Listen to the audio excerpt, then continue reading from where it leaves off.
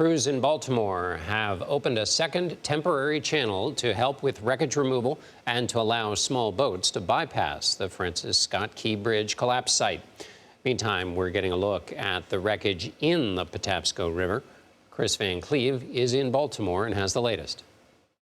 New sonar images show what can't be seen from the surface. Up to 90% of the Francis Scott Key Bridge sunk to the bottom of the shipping channel, leaving a maze of twisted, mangled steel and concrete. Work made more challenging by the storm pounding the eastern U.S. Tuesday. The wreckage on the bottom of the 50-foot channel is far more extensive than we could have imagined. But signs of progress. The first ship passed through one of two temporary channels now open. A larger third one is planned, but none will be able to handle large cargo ships, leaving one of the country's biggest ports largely shut down and 8,000 jobs in limbo. It's been a little quiet. Vinny's Cafe relies on those port workers. Fabrizio Scotto is the manager. It's like a chain effect, really, not just us, all the businesses around are, I'm sure, are really feeling it.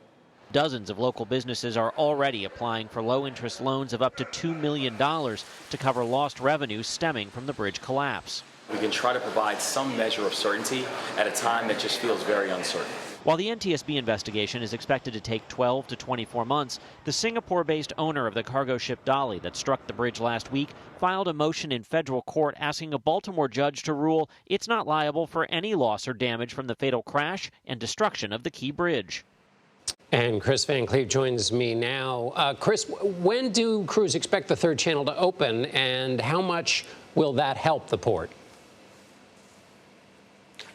Well, John, that work is part of what's going on 24/7 here right now. It is a high priority for the Army Corps of Engineers and the Coast Guard to get that third temporary channel open, because that will allow smaller commercial vessels access to the port. And the governor says each one of those ships that gets in is responsible for about 100 longshoreman jobs at the port.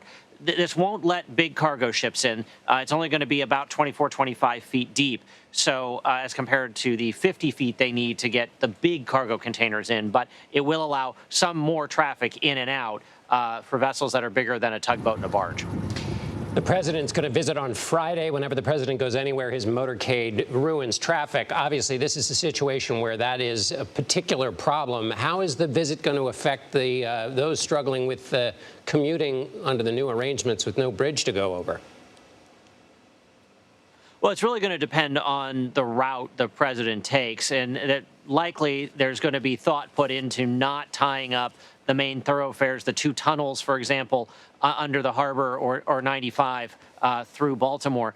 He does have the benefit of being able to helicopter to a location and then perhaps motorcade from much closer in than, say, someone who would fly into BWI to get here. Kris Van Cleave in Baltimore for us. Thank you so much, Kris.